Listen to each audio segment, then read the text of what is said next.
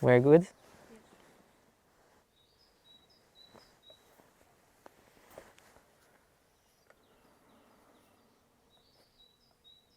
There is nothing to fear. That's it.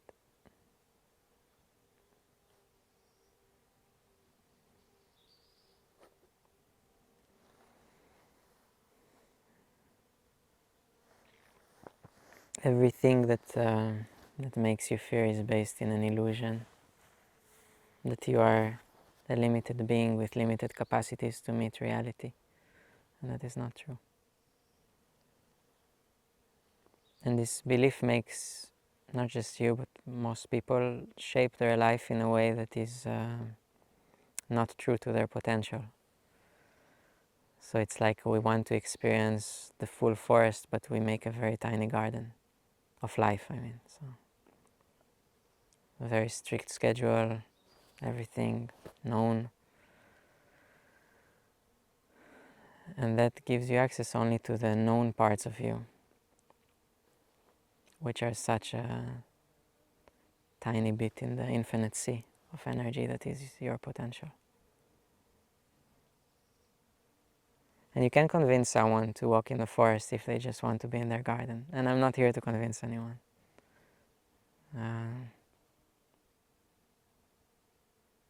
But I can just honestly say that I have not met a single man or woman or whatever in my life that was of limited capacity. I met many people who believe that they have a limited capacity and therefore they make themselves small. But it doesn't change the infinite nature of you. So, if you want to experience what people call God, that's you. But it's the unlimited you. And it's in your hands and in your heart to follow the fullness of you, or just to stay in the limited realm of what you know and what you can see and name. God is nameless. God is not a thing. God is.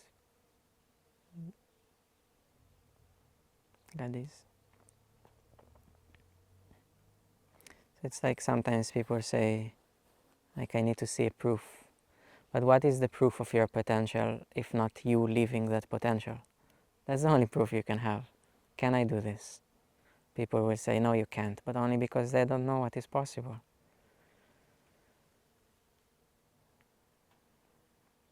Anyone that is honest